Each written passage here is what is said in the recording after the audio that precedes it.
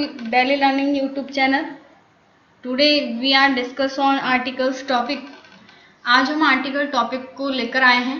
Article topic आप 6 से ही start कर चुके हैं पढ़ना, बट एग्जाम में जो कंपटीशन लेवल होता है उसमें जो क्वेश्चन पूछे जाते हैं उसमें हमारे बहुत सी बार क्वेश्चंस रॉन्ग हो जाते हैं. आर्टिकल्स का आज हम पढ़ेंगे सही यूज़ करना, और कोई भी क्वेश्चन गलत होने के चांसेस नहीं रहेंगे जब आप ये क्लास को पढ़ लेंगे. तो इससे पहले हम क्लास को स्टार्ट करें, चैनल को ज़रूर सब्सक्राइब कर लें और नोटिफिकेशन बेल आइकन पर ज़रूर प्रेस कर लें ताकि आने वाली जो क्लास है उससे रिलेटेड जो भी नोटिफिकेशन है वो आपको मिलता रहे. ठीक है, तो आज से हमारा आर्टिकल का कोई क्वेश्चन गलत नहीं होगा. Sure about that. तो क्वेश्चन गलत नहीं होने के लिए इस क्लास को कंप्लीट पढ़ें, और सुपर से ऊपर वाली क्लास है आज हमारे डेली लर्निंग के यूट्यूब चैनल पर. तो हम पढ़ते हैं आर्टिकल्स, स्टार्ट करते हैं आज की क्लास. चलिए, आर्टिकल्स क्या होते हैं आपने शुरू से ही पढ़ा है. Articles belong to the class of words called determiners.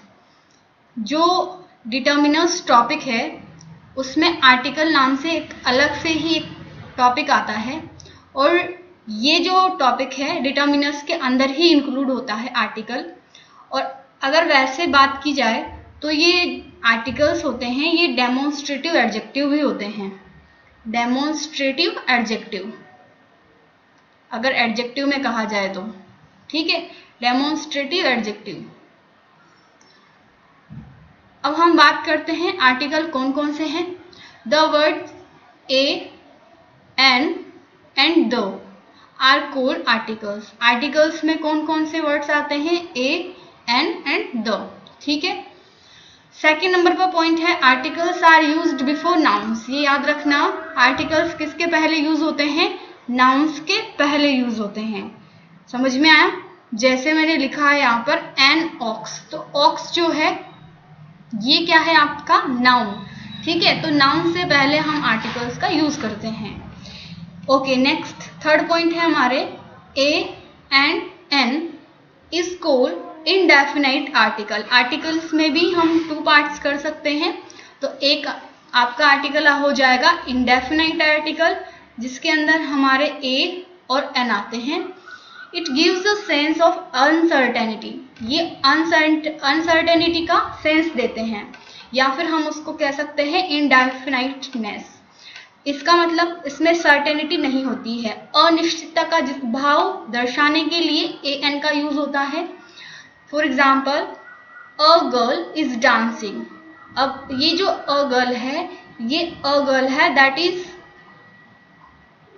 Any girl. मतलब किसी भी गर्ल के लिए, आप किसी के लिए श्योर नहीं हो कि कौन सी लड़की डांस कर रही है. A girl is dancing, but यहाँ पर गर्ल सिंगुलर है, इस वजह से हमने यूज किया है ए. ये याद रखना, सिंगुलर नाउन के साथ आता है ए और एन का यूज. ठीक है, तो यहाँ पर अनसर्टेनिटी है, कौन डांस कर रहा है इस बारे में आप श्योर नहीं हो, बट वन गर्ल है, इस वजह से आपने कहा है a girl is dancing. Second point में लिखा हुआ था कि आर्टिकल्स जो है वो नाउन्स से पहले यूज्ड होते हैं. ठीक है, और इसके बाद हमने पढ़ा कि ए और एन जो है वो इनडेफिनाइट आर्टिकल होते हैं जो अनसर्टेनिटी बताते हैं. चलिए, फोर्थ नंबर पर पॉइंट है हमारे the is called definite article. Definite article जो है वो कौन सा वाला आर्टिकल है? The. It gives a sense of certainty. अच्छा, तो अनसर्टेनिटी में हमने देखा ए और एन का यूज, वैसे ही सर्टेनिटी जो होती है उसको सेंस को शो करने के लिए आर्टिकल आता है the. And it's used for referring to a particular person और थिंग. और किसको रेफर करने के लिए? याद रखिए, अ पर्टिकुलर पर्सन और थिंग, यानी किसी पर्टिकुलर पर्सन को और थिंग को ये रेफर करने के लिए यूज होता है the. For example, the cow is white. यहाँ पर किसी पर्टिकुलर गाय के लिए बोला गया है द काउ इज वाइट. ठीक है, तो यहाँ पर इसमें हम कह सकते हैं ये डेफिनाइट है, जो नाउन है वो. इसमें भी और एग्जाम्पल हम यूज कर सकते हैं, जैसे मान लो मैंने लिखा है यहाँ पर ही रन्स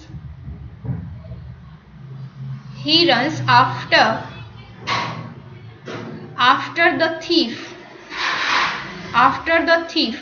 तो यहाँ पर कोई ये जो थीफ है ये सर्टेनिटी का श्योर कर रहा है, यानी कि पर्टिकुलर किसी पर्सन यानी किसी थीफ के पीछे जो है वह दौड़ता है।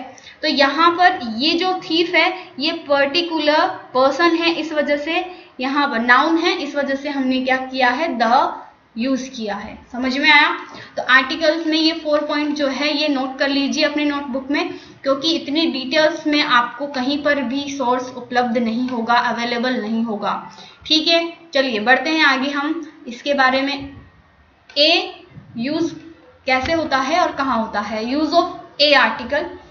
तो ध्यान रखिए, ए is used with a word having a consonant sound whether the word begins with a vowel or a consonant. A is used, अ का यूज कहाँ पर होगा, उन शब्दों के पहले जो कॉन्सोनेंट साउंड देगा। ध्यान रखिए मैं बात कर रही हूँ साउंड की, इसे नोट करके रखिए, क्योंकि हम स्टार्टिंग में टीचर्स वगैरह जो है ये यही पढ़ाते हैं कि जब भी हमें कोई भी जो वोवल है इंग्लिश के ए, ई, आई, ओ, यू, इनको छोड़ करके बाकी जितने भी वर्ड स्टार्ट होते हैं उनके पहले आप ए का यूज कर दीजिए।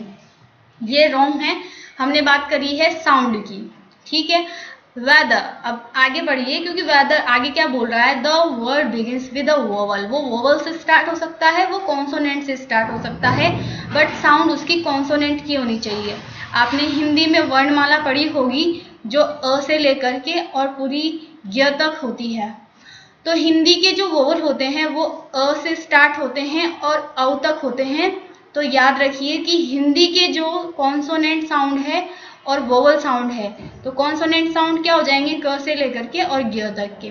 तो ऊपर वाले जो है अ से औ तक के, ये तो है आपके स्वर ध्वनि यानी कि वोवल साउंड, और ये है आपके व्यंजन ध्वनि यानी कि कॉन्सोनेंट साउंड। तो याद रखिए हिंदी के साउंड्स कॉन्सोनेंट जो होंगे, इट मीन्स क से लेकर के और क्या आपके ग तक का। वैसे क्षत्र और ग इसमें हमारे इंक्लूड नहीं होते हैं क्योंकि ऐसी कोई साउंड नहीं होती है, तो इस वजह से यहाँ पर इसको ध्यान रखिए।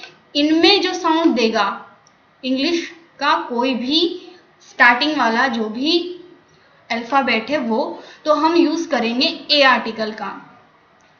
फॉर एग्जाम्पल अ मैन, तो हमने यहाँ पर लिखा है मैन, हमें और शब्द या और वर्ड से कोई मतलब नहीं है। ध्यान रखिए इसको हम म की साउंड दे रहे हैं, इस वजह से इससे पहले हो जाएगा अ का यूज।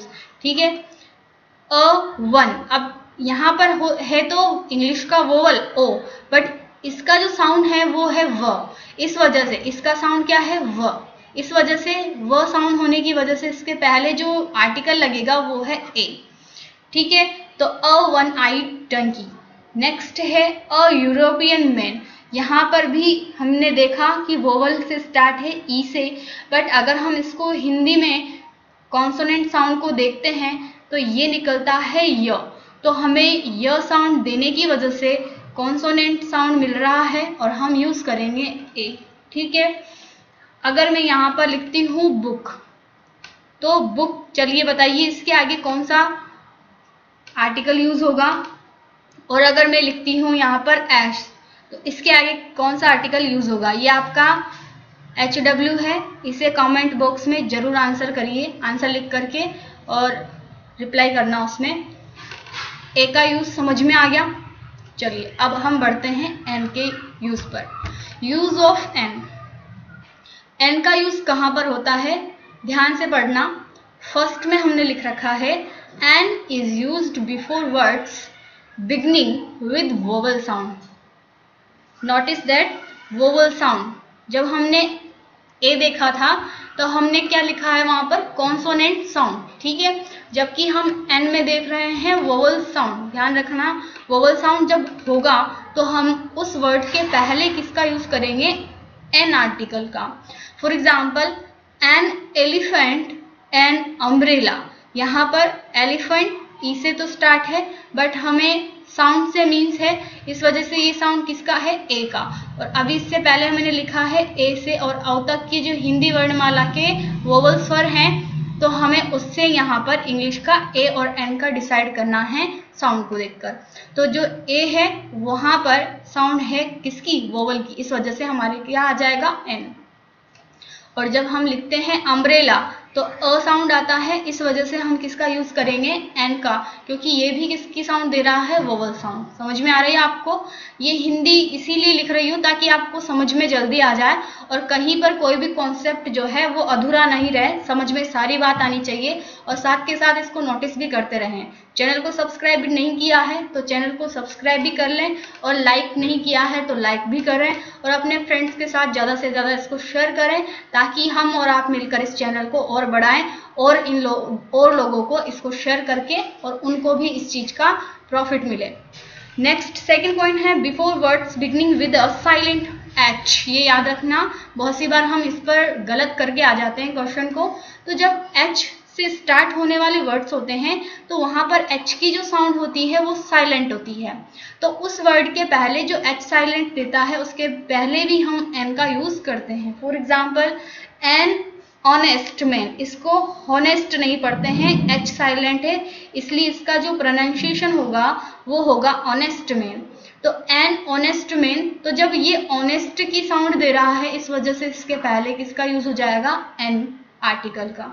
नेक्स्ट है N honourable man, not honourable, इसको हॉनरेबल नहीं प्रोनाउंसिएशन करना है, इसको ऑनरेबल बोलना है और इसी वजह से ऑनरेबल एच साइलेंट होने की वजह से यहाँ पर हमें ऑनरेबल में वोवल साउंड मिल रहा है, इस वजह से हम आर्टिकल यूज करेंगे एन। समझ में आया है? ठीक है, आगे बढ़ते हैं। अब हमारे थर्ड नंबर पर जो आर्टिकल है वो है यूज ऑफ द। तो यूज ऑफ द आर्टिकल आज हम स्टार्ट करते हैं, इसके बारे में भी पढ़ लेते हैं। तो रूल नंबर 1 जो है इसके है the is used when we speak of a unique thing.